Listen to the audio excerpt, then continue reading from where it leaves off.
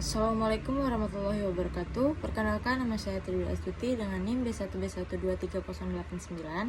Baik, di sini saya akan menjelaskan tentang penerimaan negara. Pembahasannya terbagi menjadi 4. Yang pertama yaitu sumber-sumber penerimaan negara, yang kedua distribusi beban negara, yang ketiga sistem perpajakan dan politik pajak, yang keempat penggeseran beban pajak. Latar belakang dari pembahasan ini yaitu penerimaan negara merupakan salah satu komponen penting dalam sistem keuangan publik yang berperan vital dalam pembayaran program-program pembangunan dan pelayanan publik. Penerimaan negara berasal dari berbagai sumber termasuk pajak, distribusi, dan penerimaan bukan pajak lainnya.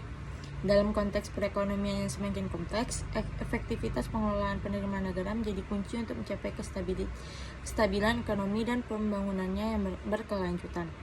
Baik, di sini kita akan membahas yang pertama yaitu sumber-sumber penerimaan negara.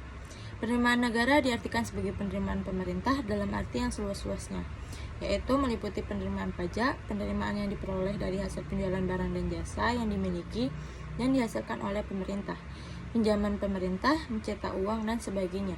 Dalam kenyataannya tidak dapat ditarik suatu batas yang tegas terhadap macam-macam sumber penerimaan negara tersebut.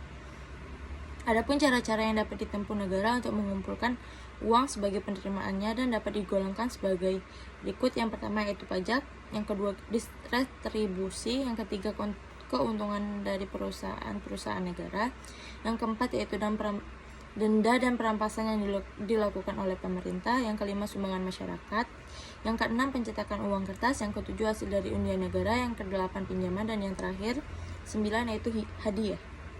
Yang kedua yaitu distribusi beban negara. Hal penting dalam menentukan sumber-sumber keuangan negara adalah pemecahan masalah mengenai prinsip-prinsip yang harus ditempuh untuk mendistribusikan beban keuangan negara kepada para anggota masyarakatnya. Kita mulai dengan sumber penerimaan negara yang berasal dari pajak, karena pajak adalah sumber penerimaan negara yang terbesar bagi semua negara manapun juga. Menurut Adam Smith, beberapa prinsip bagi pengenaan pajak yang baik disebut dengan Smith Canons, yaitu yang pertama yaitu prinsip keadilan, yang kedua prinsip kepastian, yang ketiga prinsip kecocokan atau kelayakan, yang keempat yaitu prinsip ekonomi. Yang ketiga yaitu sistem perpajakan dan politik pajak. Setiap pajak terdiri dari sasaran atau objek pajak atau tax base dan tarif pajak atau tax rate. Objek pajak adalah segala sesuatu yang dapat dikenal pajak yang dapat berupa penghasilan, barang, kekayaan dari juga perpindahan hak milik atas barang. Kita dapat menggolongkan beberapa struktur pajak sebagai berikut. Yang pertama yaitu pajak dikatakan progresif, yang kedua pajak dikatakan proporsional, yang ketiga pajak dikatakan regresif. Yang keempat yaitu penggeseran beban pajak.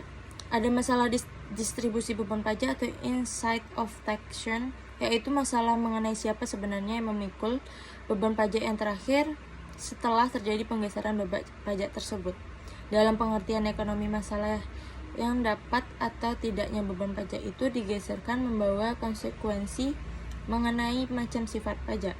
Pajak yang bebannya dapat digeserkan disebut dengan pajak tidak langsung, sedangkan pajak yang bebannya tidak dapat digeserkan kepada pihak lain disebut pajak langsung.